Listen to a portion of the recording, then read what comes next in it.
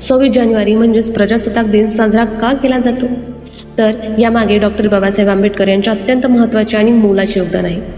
Doctor Babasaheb Ambedkar हे भारतीय संविधानाच्या मसुदा समितीचेच म्हणजेच ड्राफ्टिंग कमिटीचे अध्यक्ष होते. त्यांनी जगातील विविध देशांच्या संविधानाचा अभ्यास करून भारतासाठी सर्वसमावेशक असे संविधान तयार केले. 26 जानेवारी 1950 रोजी संविधान लागू झाले. त्याद्वारे बाबासाहेबांनी भारताला एक प्रजासत्ताक राष्ट्र बनवले. म्हणजेच देशाचा प्रमुख हा वंश परंपरेने नाही तर लोकांद्वारे निवडला जाईल अशी व्यवस्था त्यांनी निर्माण केली. बाबासाहेबांनी संविधानात एक माणूस, एक मत आणि एक मूल्य हे तत्त्व मांडले. यामुळे जाती, धर्म, लिंग किंवा भाषा असा भेदभाव न करता प्रत्येक भारतीयाला समान अधिकार मिळाले. त्यांनी संविधानात मूलभूत हक्कांचा समावेश केला, ज्यामुळे सामान्य नागरिकांना अन्यायाविरुद्ध लढण्याची ताकद मिळाली. आपला देश जरी 1947ला स्वतंत्र झाला असला तरी देशाचा कारभार चालवण्यासाठी स्वतःचे नियम नव्हते.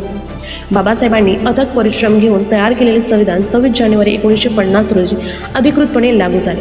याच दिवशी भारत खऱ्या अर्थाने प्रजासत्ताक झाला, म्हणजे जनतेचे राज्य सुरू झाले. याचे ऐतिहासिक महत्त्व म्हणजे 1930 साली याच दिवशी भारतीय स्वातंत्र्य लढ्यात पूर्ण स्वराज्याची घोषणा करण्यात आली होती. त्याची आठवण म्हणून हा दिवस निवडण्यात आला. थोडक्यात सांगायचे तर डॉक्टर बाबासाहेब आंबेडकरांनी दिलेले संविधान हेच प्रजासत्ताक दिनाचा खरा आत्मा आहे. ह्याच संविधानामुळे आज भारत जगातील सर्वात मोठी लोकशाही म्हणून अभिमानाने उभा आहे. ही माहिती आवडली असेल तर खाली दिलेल्या आयकॉनवर क्लिक करा आणि व्हिडिओ आपल्या मित्रांना शेअर करा. सोबतच 26 जानेवारीला बाबासाहेबांच्या या महान कार्याचे कृतज्ञतापूर्वक स्मरण करून त्यांना एक फूल अर्पण करा. जय भीम.